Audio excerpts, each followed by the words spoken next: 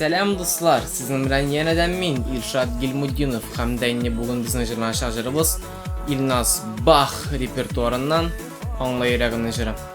Gittik.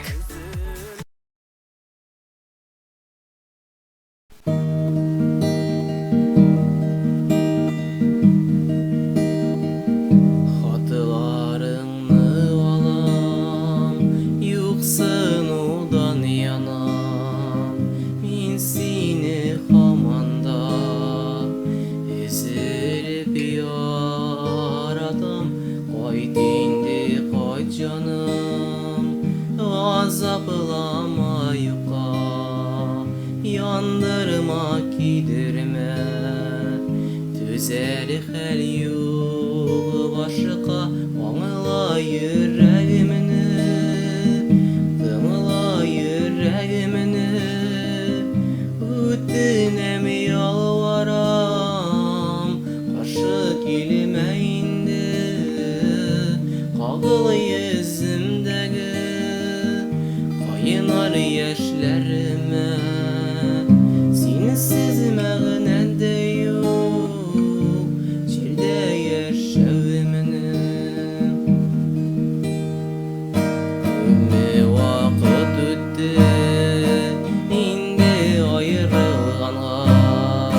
Hazır başka biri tıra yanlarımda.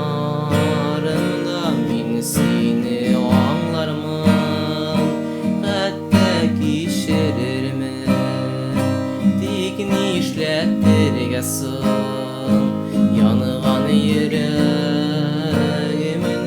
Anla yüreğimini, anla yüreğimini. Üttinem yalvaram, karşı kelime indi.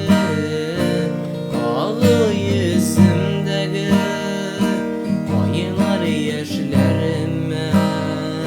Sensiz mağnede yok, çilde yaşamını. Sensiz mağnede yok, çilde yaşamını.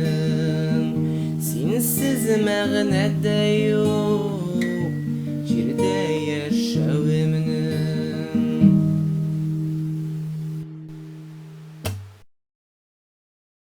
Dostlar, eğer de sizge jır uşağın iken, like koyurga hem de benim kanalda yazılarga unutmagız.